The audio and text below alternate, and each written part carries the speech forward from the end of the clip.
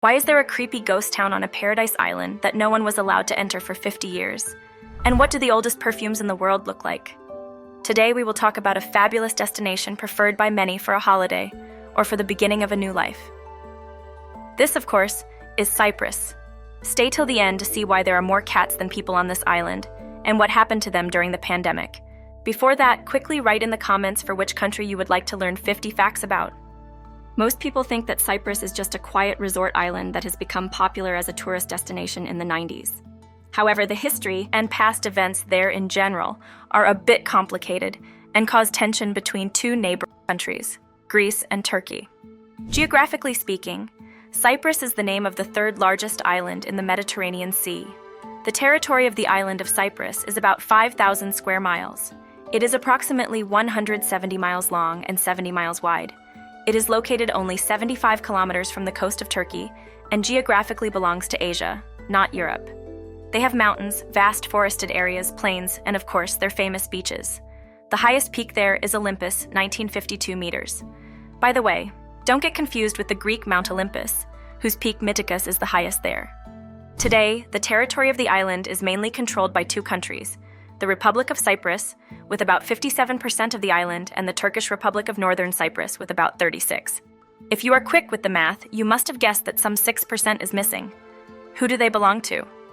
Well, in fact, there are two British military bases in Cyprus and a UN buffer zone separating the two countries. For most of its history, Cyprus was under Greek rule. However, this changed when in 1570, the entire island fell under Ottoman rule. It was then that the Muslim community began to form there, similarly to Bulgaria and other neighboring countries. In 1878, Cyprus got its independence from the Ottomans, but right after that, they became a British colony. The two groups of people, Greek Cypriots and Turkish Cypriots, started to have some ethnicity problems in Cyprus. The Greeks wanted unification and to become part of Greece. The Turks, however, as you can imagine, did not agree and wanted division of the island. Then things between the two ethnic groups began to heat up. There were three countries involved in Cyprus: Greece, Turkey, and Great Britain, who were all NATO members and allies at the time. Cyprus started to be a problem and a possible reason for division in NATO. Therefore, in 1958, Great Britain left the island. Thus, 2 years later, in 1960, the Republic of Cyprus was born with a Greek president and a Turkish vice president in order to have peace. However, Greek Cypriots were 78% of the population, while Turkish Cypriots were only 18%. And so in 1963, the fragile peace crumbled because the Greek Cypriots continued to insist on unification with Greece, while the Turks wanted their part of the island and were supported by Turkey. 12 years of unrest and an awful lot of problems followed, culminating in the invasion of Turkey from the north in 1974. In just 1 month, they managed to capture 36% of the island. And then it becomes clear to the world that the Turks do not want a general government. They want their share. Thus was born the second state in Cyprus, the Turkish Republic of Northern Cyprus. It, by the way, is recognized only by Turkey and some of its allies. The rest of the world does not recognize this newly formed country. A broad line between them was established to serve as a border and two foreign military bases to keep the peace. 160,000 Greeks were displaced to the south, and on the other hand, 50,000 Turks were directed to the north. This has been the situation for 50 years, and Cyprus remains a hotspot of misunderstanding between the NATO allies, Greece and Turkey. Excuse us for the extensive history part, but it's important to know what happened there. Otherwise, today's facts will be about the whole island and the countries in it. The most emblematic symbol of the Cypriot division remains the resort town of Varosha. In the 74th, during the invasion, all its inhabitants were displaced or fled, and so it became a ghost town. Before these events, the Cyprus Riviera was a truly world-famous vacation spot. The traces of the quick departure from Varosha can be seen in the homes of the people who had to leave them for just one night. Look at the cars in the parking lots. For many years, Varosha was surrounded by barbed wire and access was prohibited. It was only in 2012 that the Turks allowed partial access and visitation. Today, the place is already known as Marash and is part of the town of Famagusta, which is under Turkish rule. The Republic of Cyprus, or the southern country, joined the European Union in 2004 and already, in 2008, adopted the euro as its currency. The population of the Republic of Cyprus is about 1,250,000 people, while the population of the Turkish Republic of Northern Cyprus is about 380,000. Tourists, however, every year repeatedly exceed both populations combined. In 2023 alone, about 4 million foreigners vacationed there. The capital of both Cypriot states is Nicosia. As you can imagine, the city is also divided into a northern and a southern part. A thin, UN-maintained demilitarized zone known as the Green Line runs across the border between the two. The population of Nicosia is around 250,000, and it is the only remaining divided capital city in the world, except Jerusalem, if we can count it. Cars in Cyprus drive on the left, like in England. Have in mind it was a British colony after all. Did you know that Cyprus is among the world leaders in the number of cars per capita? There are about 785 cars for every 1,000 people there. In the US, there are 908 cars per 1,000 people of population. Cyprus is just perfect for collecting vitamin D, as they have an average of 320 sunny days a year, with only 45 rainy days. The climate is subtropical, and many northern European people choose the island to spend their old days in warmth. 1 out of every 5 people in Cyprus is a foreigner. You should know that there is no railway in Cyprus. The last time trains ran, there was until the Turkish invasion in 1974. Before that, they also had a single line which was closed back in 1951 due to unprofitability. Cyprus has several larger cities, including Limassol, Larnaca, and Paphos. In the latter, so many important cultural sites are available that UNESCO declared the entire city of Paphos as a World Cultural Heritage. According to legend, the goddess of love and beauty Aphrodite was born in the foam of the sea near Paphos. Of course, the surrounding beach is named after her, as well as the famous rock she allegedly touched. Cyprus remains a famous tourist destination for a beach holiday, but many Europeans also choose this country for work and the beginning of a new life there. Did you know that Cyprus is one of the first wine-producing countries in the world? Traces of wineries that existed as early as 5,000 years ago have been found. The island has a deep tradition in winemaking with over 50 wineries. The famous halloumi cheese, which is quite popular in recent years, was first made in Cyprus.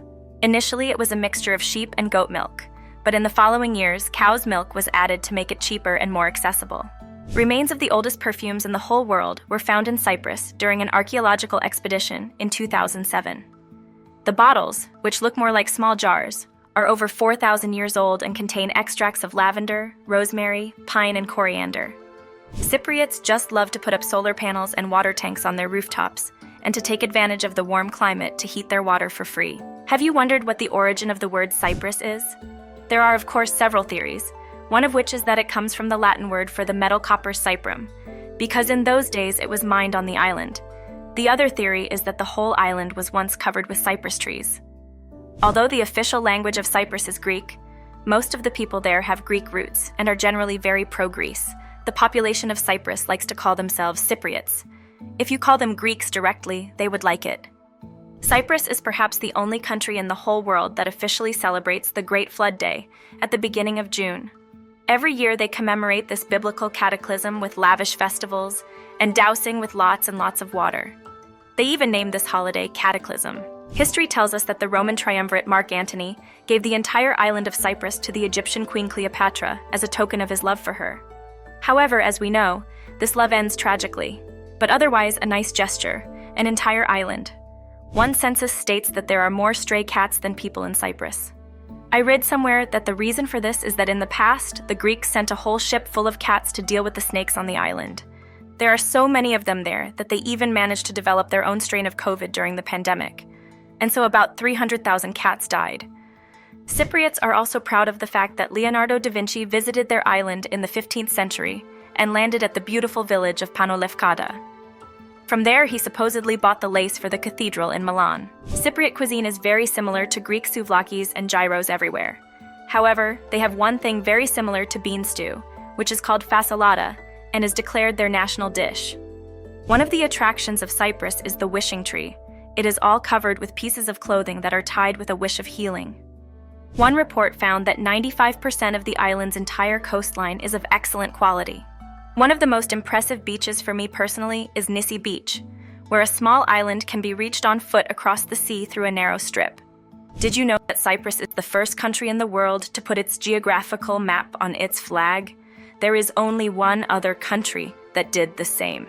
Can you guess the name of that country in the comments? Otherwise, the two branches in the Cypriot flag symbolize peace between the two ethnic groups, But in the end, however, the island is divided in two.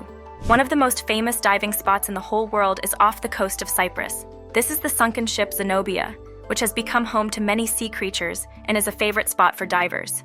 In Cyprus, there is a whole underwater museum, which you can visit even if you don't have a diving certificate. There are extremely interesting sights to observe, and of course, lots of marine life.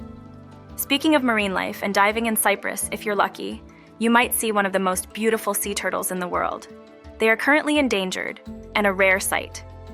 Looking at this footage next to me, would you believe that this is Cyprus? No way, right? At the beginning, if you remember, I mentioned to you that they have high mountains there, and during the months of January and February, you can ski there. In fact, these are the southernmost ski slopes in Europe. The biggest holiday for Cypriots is Easter, which is celebrated widely. Overall, there are 72% Christians on the island, and even their post-World War I leader is a church minister. One of the dances you may see in their local taverns is known as the sirdos. It is danced by both Turkish Cypriots and Greek Cypriots. One of the oldest remains of a settlement can be found in Cyprus. It is a Neolithic settlement from the 7th millennium BC, and it has extremely interesting round buildings that can be seen there. We conclude with the fact that one of the largest flags painted on Earth is located on the island of Cyprus. It is 426 meters wide and covers an area of over 200 acres. I leave its coordinates in the description if you happen to want to see it on Google Maps. If you enjoyed the video, you will like this one here. Leave a like and see you there.